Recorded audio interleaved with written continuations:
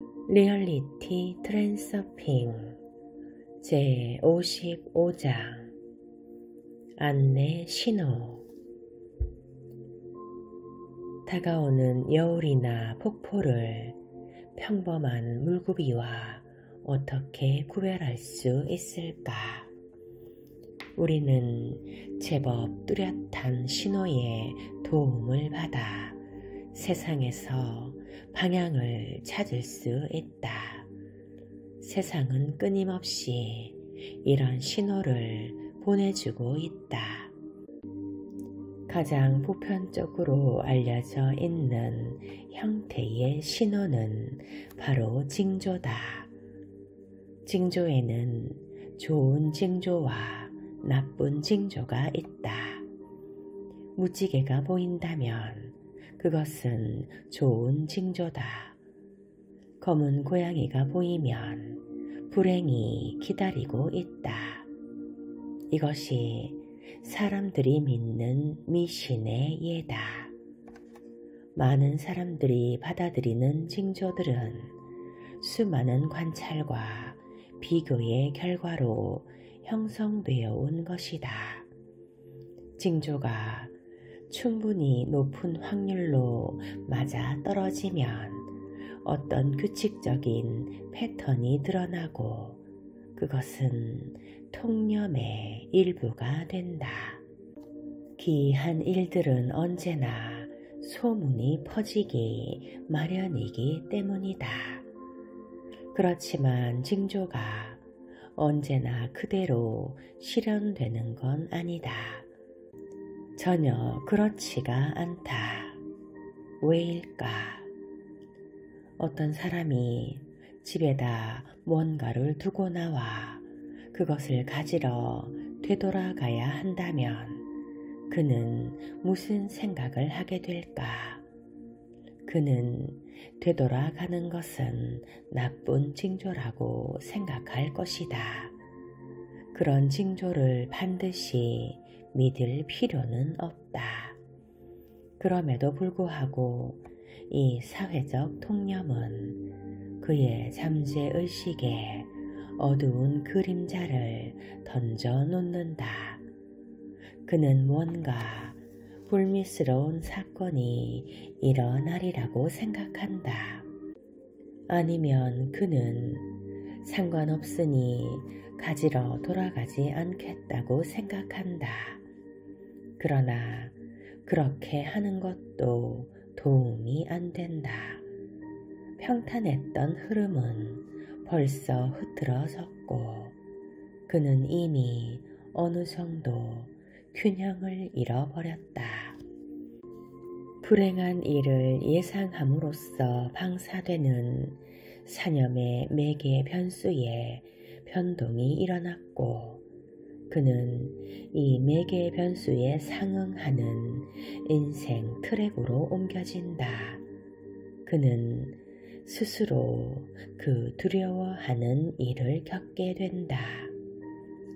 그런 가능성이 인생 시나리오 안으로 들어오도록 스스로 허용하는 것이다.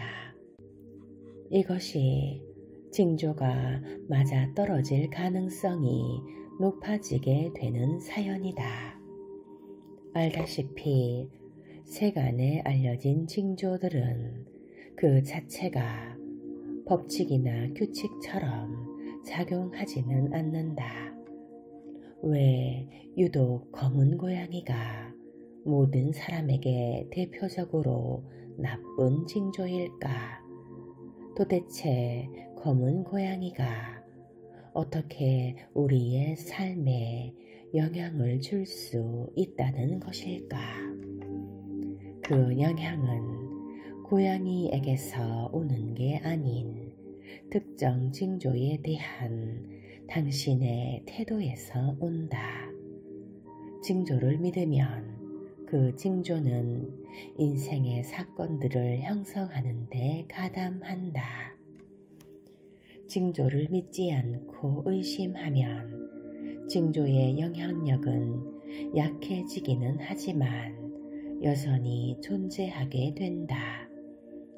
징조를 믿지도 않고 거기에 아무런 관심도 두지 않으면 그것은 당신의 삶에 아무런 영향도 미치지 않는다. 이치는 아주 단순하다. 당신은 자신의 인생 시나리오로 스스로 들여놓는 그것을 얻는다.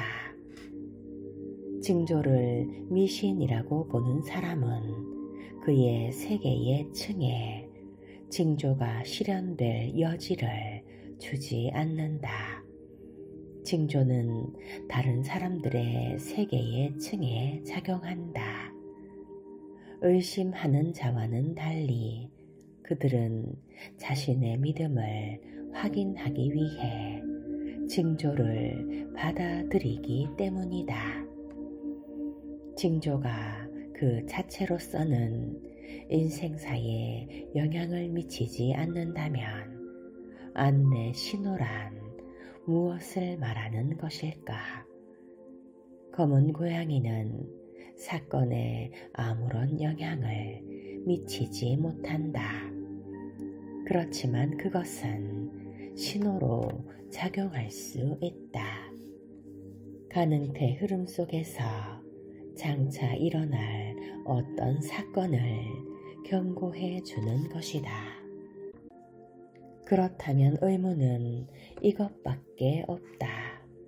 과연 어떤 신호를 안내하는 신호로 받아들일 것인가? 주변에서 일어나는 모든 일을 주의 깊게 살펴보기로만 마음 먹는다면 당신은 곳곳에서 신호를 찾을 수 있을 것이다. 하지만 그것을 어떻게 해석해야 할까? 우리는 해석에는 신경 쓰지 않을 것이다. 그것은 별로 소득 없는 일이다. 너무나 신뢰할 수 없고 불가해한 것이기 때문이다. 당신이 할 수 있는 유일한 일은 신호를 의식하고 지켜보는 자의 깨어있는 수준을 높여 더욱더 주의 깊게 살피는 것이다. 안내하는 신호는 가능태 흐름에서 발생할 수 있는 물고비를 암시하는 신호다. 다른 말로 하자면 안내하는 신호는 삶의 흐름에 다소 본질적인 변화를 가져올 사건을 예고한다. 당신이 아무리 하찮은 것이라도 어떤 물고비를 앞두고 있다면 그것이 다가오고 있음을 알리는 신호가 나타날 수 있다. 가까운 미래에 예상치 않았던 물고비가 다가오고 있을 때도 역시 어떤 특유의 신호가 나타날 수 있다. 특유하다는 것은 무슨 의미일까? 요는 가능태 흐름이 한 구비를 돌면 당신은 다른 인생 트랙으로 옮겨가게 된다는 것이다. 당신은 동일한 인생 트랙 위에서는 삶의 질이 다소간 동질적으로 느껴진다는 사실을 깨닫게 될 것이다. 가능태 흐름 속의 빠른 흐름은 다양한 인생 트랙들을 가로질러 갈 수 있다. 이 트랙들은 맥의 변수가 저마다 다르다. 일어난 변화는 하찮은 것일 수 있지만 그럼에도 불구하고 당신은 뭔가가 달라졌다 느낄 것이다. 당신이 의식적으로 혹은 잠재의식 속에서 알아차리게 되는 것은 바로 이 질적인 차이다. 뭔가가 바로 전과는 똑같지 않다는 느낌 말이다. 그래서 안내하는 신호는 오직 다른 인생 트랙으로의 전이가 시작될 경우에만 나타난다. 이와 동떨어진 현상은 무시해도 좋다. 예를 들어 까마귀가 울었는데 경각심이 일어나지 않았고 이질적인 느낌도 느껴지지 않았다면 그것은 당신이 이전과 동일한 인생 트랙에 있다는 것을 의미한다. 그러나 만일 그 현상에 당신의 주의가 쏠렸고 거기서 뭔가 전례 없이 이상한 느낌을 느꼈다면 그것은 신호일 수 있다. 본질적으로 다른 인생 트랙으로 전이가 일어나고 있음을 알린다는 점에서 신호는 일반적인 현상과는 다르다. 보통 우리의 경각심을 일으키는 현상은 다른 인생 트랙으로 전이가 완료된 직후에 일어난다. 이것은 인생 트랙들이 서로 질적으로 다르기 때문에 그렇다. 여기에는 다양한 종류의 차이가 있을 수 있으며 실제로 어떻게 다른지를 꼭 집어서 설명하기가 어려운 경우가 많다. 그냥 뭔가가 딱 들어맞지 않는 느낌을 느끼는 것이다. 전이가 완료되면 우리는 그것을 직관적으로 느낀다. 그리고 때로는 신호가 분명히 이전과 다르게 보이는 것을 알아차리기도 한다. 마치 흐름 속에 뭔가 새로운 것이 나타난 것을 곁눈으로 흘낏 알아차리는 것과도 같다. 신호는 안내판처럼 작용한다. 그것은 이렇게 말해준다. 지금 뭔가 변화가 일어났어. 지금 무슨 일이 벌어진 거야. 기존의 인생 트랙에서 일어나는 현상들은 경각심을 별로 불러일으키지 않는다. 그것들은 기존 트랙의 다른 현상들과 성질이 동일하다. 하지만 주변에서 일어나는 일을 모두 무시해 버린다면 분명한 신호까지도 알아차릴 수 없게 될 것이다. 본질적으로 다른 인생 트랙으로 옮겨가는 일은 보통 중간의 트랙들을 통과해 가면서 점차적으로 일어난다. 이 중간 트랙들의 신호가 주는 경고는 그 엄중함의 정도가 다양하다. 사람들은 흔히 첫 번째 경고를 무시한다. 전이가 계속되면 두 번째 경고가 나타난다.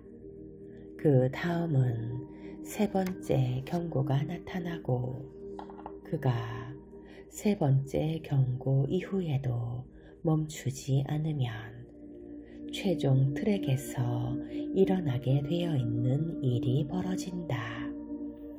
말했듯이 신호를 명확히 해석한다는 것은 대단히 어려운 일이다. 심지어 당신이 주목하고 있는 현상이 신호인지 아닌지도 확신할 수가 없다. 우리로서는 단지 세상이 우리에게 뭔가를 알려주려고 한다는 사실만을 참작할 수 있을 뿐이다. 우리는 다가오는 여울과 급류에 가장 관심을 가진다. 때로는 우리 앞에 어떤 일이 기다리고 있는지를 짐작할 수만 있어도 좋을 것이다. 대부분의 경우 당신은 예 아니면 아니요에 두 가지 대답이 나오도록 질문을 만들 수 있다. 예컨대 이것이 될 일인가 아닌가? 내가 성공할까 말까? 내가 그것을 할 수 있을까 말까? 그것은 좋을까 나쁠까? 이것은 위험할까 아닐까 등등. 신호의 모든 해석은 대답이 긍정 또는 부정 둘 중 하나인 단 하나의 질문으로 귀결되어야 한다. 그 이상의 정확성을 기대하는 것은 소용없는 일이다.